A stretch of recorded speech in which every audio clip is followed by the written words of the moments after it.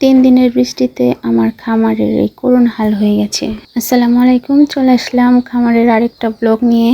আশা করি সবাই ভালোই আছেন। আলহামদুলিল্লাহ, আমিও ভালো আছি। অতিবৃষ্টির কারণে আমার খামারের একটু সমস্যা হয়ে গেছে। এবছর এত বৃষ্টি হয়েছে যা আমি কখনো দেখিনি।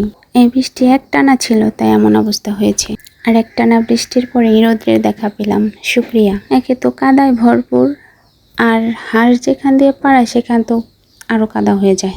এই কাদার জন্য বড় মুরগিগুলোর সমস্যা হয় না, কারণ বড় মুরগিগুলো উড়াল দিয়ে উঁচু জায়গাতে উঠে যেতে পারে। এই অবস্থায় সমস্যা যতটা হয়েছে আমার ছোট মুরগির বাচ্চাগুলো নিয়ে। এই মুরগির বাচ্চাগুলো এক এক করে নিখোঁজ হয়ে যায়। আমি বুঝতে পারছিলাম না কেন নিখোঁজ হয়ে যায়, কি হয়ে যায়। তারপর আমি একদিন খেয়াল করি, দেখি বড় ব্যাঙ আছে, ওই ব্যাঙগুলা মুরগির বাচ্চাগুলো মূলত খেয়ে ফেলে। আর এই বৃষ্টির কারণে অনেকগুলো বড় ব্যাঙ হয়ে গেছে এখানে। ব্যাঙের ছোট বাচ্চাগুলো হাঁসে খেয়ে ফেলতে পারে, কিন্তু বড় ব্যাঙগুলো হাঁসে ধরতে পারে না, কারণ গর্তের মধ্যে লুকিয়ে থাকে, ধরাও যায় না।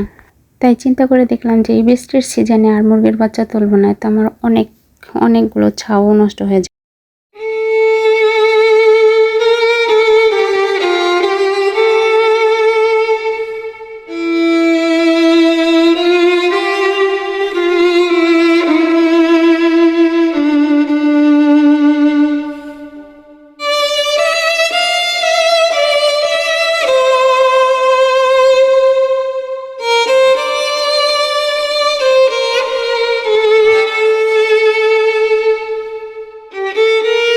ভিডিওটি ভালো লেগে থাকলে অবশ্যই সাপোর্ট করবেন।